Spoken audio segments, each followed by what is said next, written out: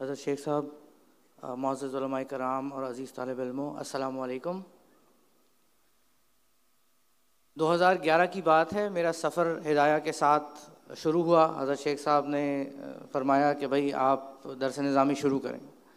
اس وقت مجھے یہ محسوس ہوتا تھا کہ یہ بڑا مشکل کام ہے، نہیں ہو پائے گا، اور مجھ سے تو بالکل بھی نہیں ہو پائے گا، کیونکہ میری یونیورسٹی کی مصروفیات تھیں، گھر کی مصروفیات تھیں اور مدرسہ بھی تھا۔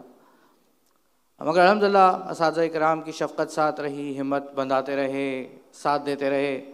جہاں پہ جو پریشانی آئی اس کو ڈسکس کیا، اس کو سارٹ آؤٹ کیا، اور بہت فلیکسیبل انداز میں مختلف طریقوں سے دھکا لگا لگا کر مجھے آخر تک پہنچایا۔ اس کے لیے میں اساتذہ کرام کا اپنے مشکور رہوں گا۔ اس دوران میں نے لکھنا شروع کیا پرسنل اینڈ پروفیشنل ڈیولپمنٹ پہ۔ محور کے نام سے میں نے 2 کتابیں الحمدللہ پبلش کی ہیں۔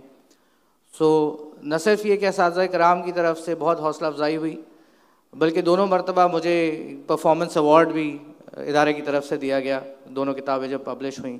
الحمدللہ تحریر پڑھنے والوں کا حلقہ بہت بڑا ہے، پاکستان سے باہر تک ہے۔ لاسٹ ایئر اپریل میں نے ایک چھوٹا سا ادارہ شروع کیا جس کا نام رکھا نمود۔ نمود کے تحت میں 1-on-1 کنسلٹیشنز دیتا ہوں، ایگزیکٹو کوچنگ کرتا ہوں، ٹریننگ ٹیچنگ کرتا ہوں on personal development, leadership, emotional intelligence. اور اگر میں نے یہ ساری چیزیں جو کچھ یہاں پہ اس 8 سال میں پڑھی اور اس کے بعد بھی اساتذہ کے ساتھ تعلق رہا، ابھی بھی ہے، اور ان سے سیکھیں، وہ سارا کچھ نہیں ہوتا تو شاید وہ سارا جو کچھ میں پڑھا رہا ہوں وہ ان ویسٹرن بنیادوں پر ہی ہوتا جو کہ ہم ان جنرل سنتے رہتے ہیں، دیکھتے رہتے ہیں۔ لیکن الحمدللہ میں اسلامک فریم ورکس یوز کرتا ہوں۔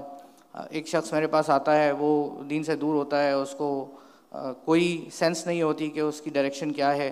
جب 3 مہینے بعد وہ کورس ختم کر کے جا رہا ہوتا ہے تو نہ صرف یہ کہ وہ نماز کی پابندی کر رہا ہوتا ہے، اس کی باقی چیزیں بھی ٹھیک ہو چکی ہوتی ہیں۔ لیڈرشپ ہو، پرسنل ڈیولپمنٹ ہو، اس کی پہلی بنیاد اللہ سبحانہ و تعالیٰ اور نبی اکرم صلی اللہ علیہ وسلم کے ساتھ تعلق ہے، کیونکہ جو شخص اللہ کو بھول جاتا ہے اللہ تعالیٰ اس کو اپنا آپ بھلا دیتے ہیں۔ ہمارا ایمان کامل اس وقت تک نہیں ہو سکتا جب تک کہ ہم نبی اکرم صلی اللہ علیہ وسلم ہمیں اپنی زندگی میں سب سے زیادہ محبوب نہ ہو جائیں۔